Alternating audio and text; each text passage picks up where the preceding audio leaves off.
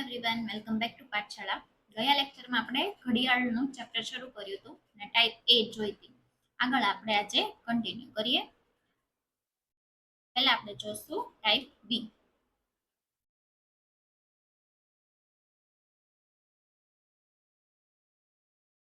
Type બી માં કેવા ટાઈપના ક્વેશ્ચન હોય છે કે ટાઈપ બી માં અરીસા વાળા ક્વેશ્ચન હોય. ટાઈપ બી છે એમાં ક્વેશ્ચન હોય છે અરીસા વાળા. ઓકે, એટલે કે મિરર વાળા. હવે એની શોર્ટકટ છે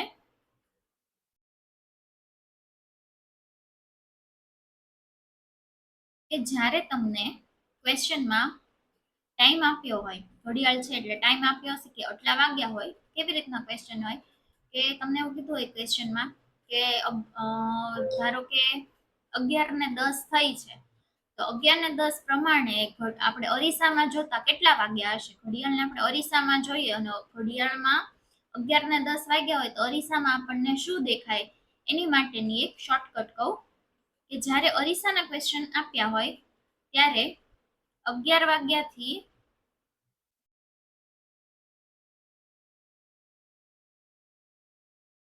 ઓછો ટાઈમ આપેલો હોય, ઓછો સમય આપેલો હોય ત્યારે 11:60 માંથી સમય બાદ કરો. 11 વાગ્યાથી ઓછો સમય આપેલો હોય ત્યારે 11:60 માંથી સમય બાદ કરવાનો. કઈ રીતે કરવાનું હું આગળ ક્વેશ્ચન આના છે એમાં હું તમને સોલ્વ કરાવીશ. પણ યાદ રાખવાનું કે અરીસો છે 11 વાગ્યાથી ઓછો ટાઈમ છે, તો જે પણ ટાઈમ આપ્યો હોય એને 11:60 માંથી તમારે બાદ કરી નાખવાનો. ઓકે, એ જ રીતે 11 થી વધુ ટાઈમ આપ્યો હોય, 11 વાગ્યાથી વધુનો સમય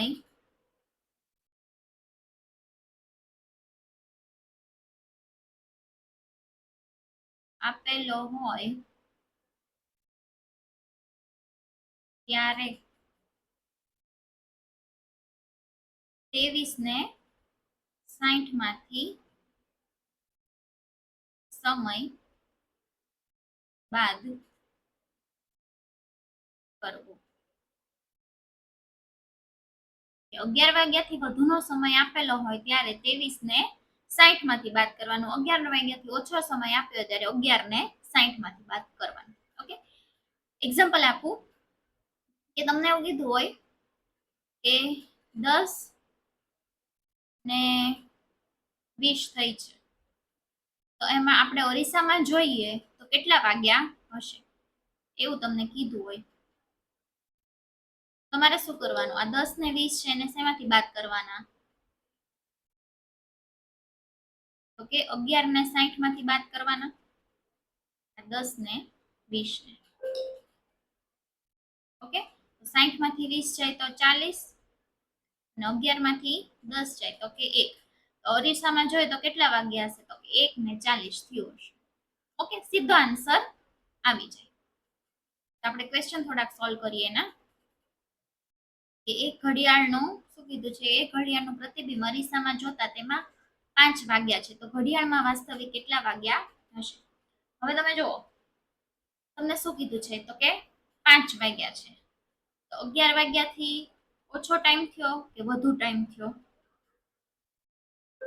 એક જ મિનિટ વેઇટ કરજો.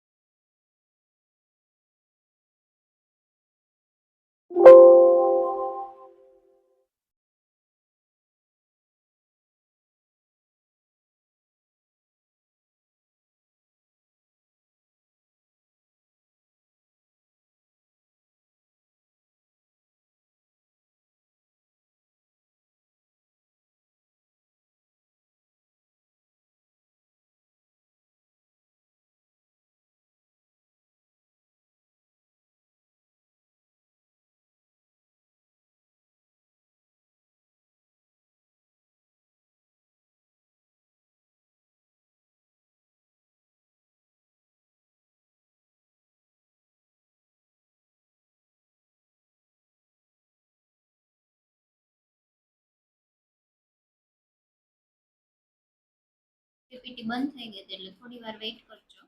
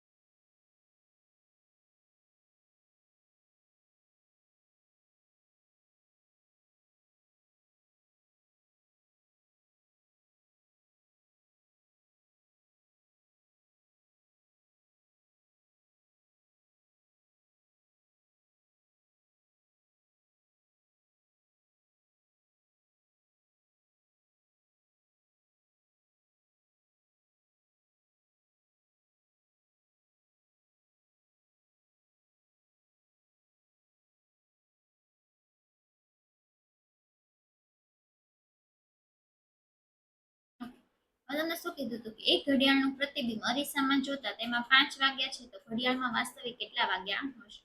5 વાગ્યા એટલે 11 થી ઓછા વાગ્યા કહેવાય, બરાબર છે. તો શેમાંથી બાદ કરવાનું? તો કે 11 ને 60 માંથી 5 બાદ કરવાનું. ઓકે, સોરી 5 આ 60 ના 60 આમ નામ રહેશે. 11 માંથી 5 જાય તો કેટલા લે? 6 7 8 9 10 ને 11 એટલે કે 6. એટલે કે 6 ને 60, 6 ને 60 એટલે કેટલા વાગ્યા કહેવાય? તો કે 7 વાગ્યા કહેવાય. 6 કલાક ને 60 મિનિટ એટલે કે 7 વાગ્યા કહેવાય.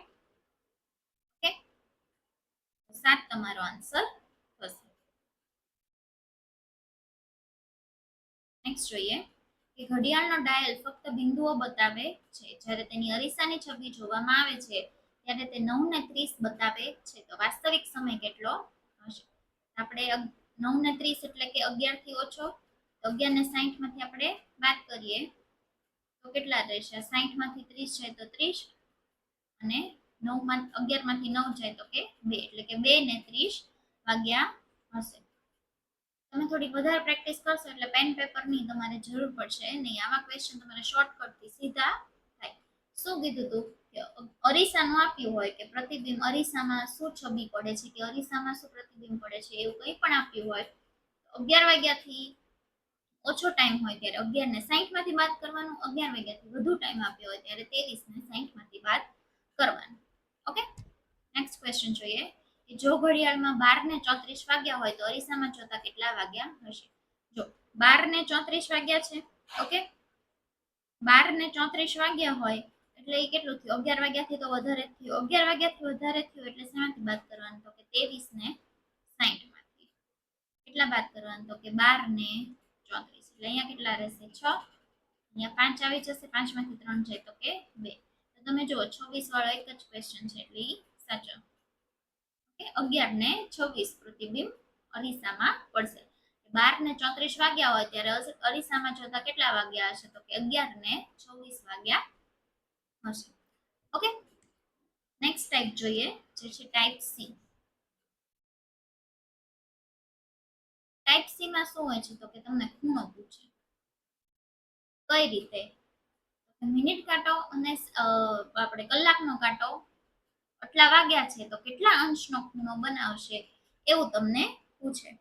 તો એ તમે જ્યારે આખું સિસ્ટમેટિકલી જોવા જાઓ ને તો થોડુંક અઘરું પડે, પણ એની પણ એક શોર્ટકટ છે અને એ શોર્ટકટમાં એક ફોર્મ્યુલા છે. એ ફોર્મ્યુલામાં તમારે કલાકનો જે તમને ટાઈમ આપ્યો હોય એ અને મિનિટનો જે ટાઈમ આપ્યો હોય એ તમે લખી અને સોલ્વ કરો એટલે તમને કેટલા અંશનો ખૂણો બનશે સીધું આવી જાય. ઓકે, એની શોર્ટકટ જોઈએ આપણે. ફોર્મ્યુલા જોઈએ આપણે એનો, એટલે કે સૂત્ર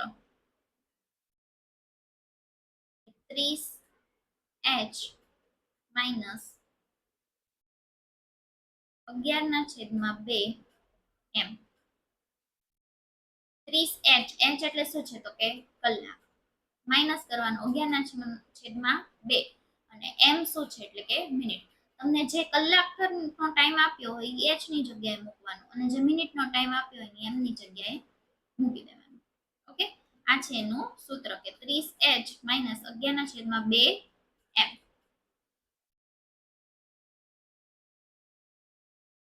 આ તમારું સૂત્ર છે જ્યારે તમને ખૂણો પૂછ્યો હોય ને ત્યારે.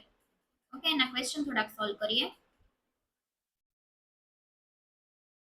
ક્વેશ્ચન પછી કરાવું, પહેલા ઈઝી વાળો લઈએ. કે 4 ને 30 કલાકે બંને કાંટા વચ્ચે કેટલા અંશનો ખૂણો બનશે એમ તમને કીધું છે. તો આપણું સૂત્ર શું હતું તો કે 30h - 11/2 એમ. ખૂણાનું પૂછ્યું એટલે આ સૂત્ર તમારે મૂકી દેવાનું. હવે તમને ખબર છે કે 4 છે એ કલાક છે અને 30 છે એ મિનિટ છે, એ તો બધાને ખબર જ હશે. તો 30 કલાક એટલે કે 4. એક સેકન્ડ, આ કોઈકને h ને m માં ન ખબર પડતી હોય તો હું નીચે લખી દઉં. h એટલે થાય છે કલાક અને m એટલે થાય છે મિનિટ. કલાકને અવર કહીએ ને, HOUR અવર એટલે કે h અને મિનિટ એટલે m. ઓકે ઓકે, માઇનસ 11/2 અને મિનિટ એટલે કેટલી થશે તો કે 30 મિનિટ.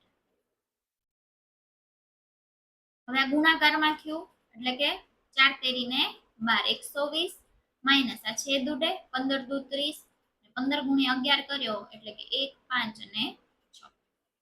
જ્યારે 11 હારે ગુણાકાર કરો ને એની એક શોર્ટકટ છે, એ શોર્ટકટ જ્યારે આપણે મેથ શરૂ કરશું ને ત્યારે હું તમને શીખવાડીશ. ઓકે, તો 165 માઇનસ તમે 120 કરો કેટલા આવશે તો કે 45, એટલે 45 અંશનો ખૂણો બનશે. નેક્સ્ટ જોઈએ કે 6 કલાક અને 20 મિનિટ બંને વચ્ચે કેટલો ખૂણો હશે. આપણું સૂત્ર 30h - 11/2 એમ. 30 કલાક કેટલી છે તો કે 6 માઇનસ 11/2 મિનિટ કેટલી છે તો કે 20. 6 તેરીને 18 એટલે કે 180 માઇનસ આ થયું 10 એટલે કે 110 એટલે કે 70. 180 માંથી 110 બાદ કરો એટલે કેટલા રહે તો કે 70 અંશનો ખૂણો બનશે. ઓકે, આપણે પહેલા જે છોડ્યો તો એ કરીએ. પહેલા સૂત્ર મૂકી દેવાનું 30h - 11/2 એમ. અઘરું આમાં કાંઈ નહોતું, પણ છેદ ઉડાડવાનું થોડુંક અઘરું હતું. આમાં અપૂર્ણાંકમાં જવાબ છે એટલે આ છેલ્લે રાખ્યું આપણે, કે તમને કોન્સેપ્ટ થોડો ક્લિયર થઈ જાય ને પછી છેદ ઉડાડવાનું શીખવાડાય. 30 કલાક કેટલી છે તો કે 5:15 ઓકે, 5 તેરીને 15 આ 150 તો ડાયરેક્ટ આવી ગયું. ઓકે, હવે આ કયું થશે, આ 15 ગુણ્યા 11 કર્યો એટલે કેટલા થશે તો કે 165 ભાગ્યા 2. અહીંયા લખું 150 માઇનસ 165 ભાગ્યા 2 કરે તો કે 2 8 16 2 દુ 4 પોઈન્ટ 2 એટલે 10 2 પંચાને 10 એટલે 150 માઇનસ 84.5. અહીંયા સાઈડમાં કરું 150 અને 84 માઇનસ 5 એટલે કે 5 7 6 એટલે કે 67.5. ઓકે, હવે આમાં એવો એક ઓપ્શન નથી એટલે કયો આન્સર થશે તો કે ઉપર પૈકી કોઈ નહીં. અહીં આપણી સી ટાઈપ પૂરી થાય છે. હવે આવે છે લાસ્ટ ટાઈપ જે છે D type. Type D. Type D કઈ છે તો કે પાણીવાળી. એ ઘડિયાળમાં આપણે તમને ટાઈમ આપ્યો હોય, જેમ આપણે અરીસામાં કર્યું હતું કે ઘડિયાળમાં ટાઈમ આપ્યો છે ને અરીસામાં જોતા કેટલા વાગ્યા હોય એ જ પ્રમાણે એ ઘડિયાળમાં આટલો ટાઈમ આપ્યો છે અને ઘડિયાળને પાણીમાં જોતા કેટલો ટાઈમ બતાવે એ આપણે કરવાનું છે. આપણે એમાં શોર્ટકટ જોઈ હતી 11 વાગ્યાથી ઓછા હોય તો 11 ને 60 માંથી બાદ કરવાનું અને 11 વાગ્યાથી વધારે હોય તો 23 ને 60 માંથી બાદ કરવાનું. ઓકે, એ જ પ્રમાણે પાણીની હું શોર્ટકટ લખાવું છું. બધા લખજો. પાણીની શોર્ટકટમાં કેવું હોય એમાં આપણે એવું જોયું હતું કે 11 વાગ્યાથી વધુ ને 11 વાગ્યાથી ઓછું, એ રીતે આપણે જોયું હતું. ઓકે, હવે આમાં કેવું હોય છે તો કે તમને મિનિટ આપી હોય ને, એ મિનિટ જ્યારે 30 મિનિટ કરતા ઓછી મિનિટ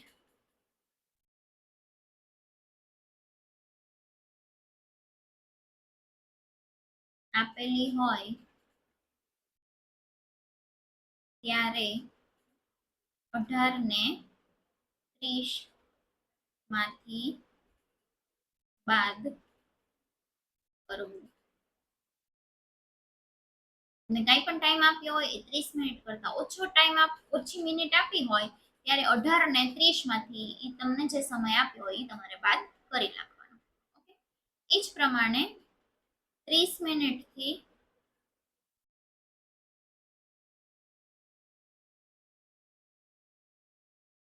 વધુ મિનિટ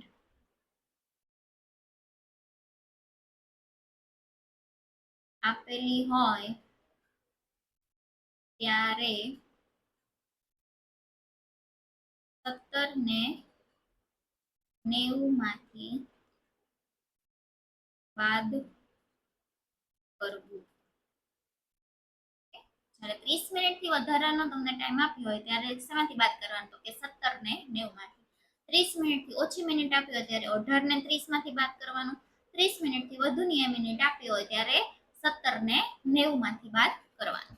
ઓકે, ક્વેશ્ચન જોઈએ તો કે શું કીધું છે, જો ઘડિયાળમાં 2 ને 40 વાગ્યા હોય તો પાણીમાં જોતા કેટલા વાગ્યા હશે. 30 મિનિટથી વધુની મિનિટ થઈ તો શેમાંથી બાદ કરવાનું તો કે 17 ને 90 માંથી. કોને બાદ કરવાનું તો કે 2 ને 40. આ કેટલા રહેશે તો કે 50. અહીંયા કેટલા રહેશે તો કે 15. 15 એટલે કેટલા થયા 12 પછી તમે ગણો તો કે 13 14 15 1 2 ને 3. 15 વાગ્યા એટલે કેટલા વાગ્યા કહેવાય તો કે 3 વાગ્યા કહેવાય. 3 કલાક ને 50 મિનિટ. ઓકે, એટલે ડી તમારો આન્સર થશે. શું કર્યું મેં, આ 2 ને 40 આપી હતી, મેં તમને શું કીધું હતું 30 મિનિટથી વધુની મિનિટ આપી હોય 40 મિનિટ એટલે 30 મિનિટથી વધુની મિનિટ તો શેમાંથી બાદ કરવાનું તો કે 17 ને 90 માંથી બાદ કરી નાખવાનું. મિનિટ ને મિનિટમાંથી બાદ કરવાનું, કલાક ને કલાકમાંથી બાદ કરવાનું. 17 કલાક ને 90 મિનિટમાંથી મેં શું કર્યું, આ 2 ને 40 આપ્યું હતું આપણે બાદ કર્યું તો શું આવ્યું, અહીંયા આવ્યું 15 ને 50 આવ્યું. આ મિનિટ તો 50 બરાબર થઈ ગઈ.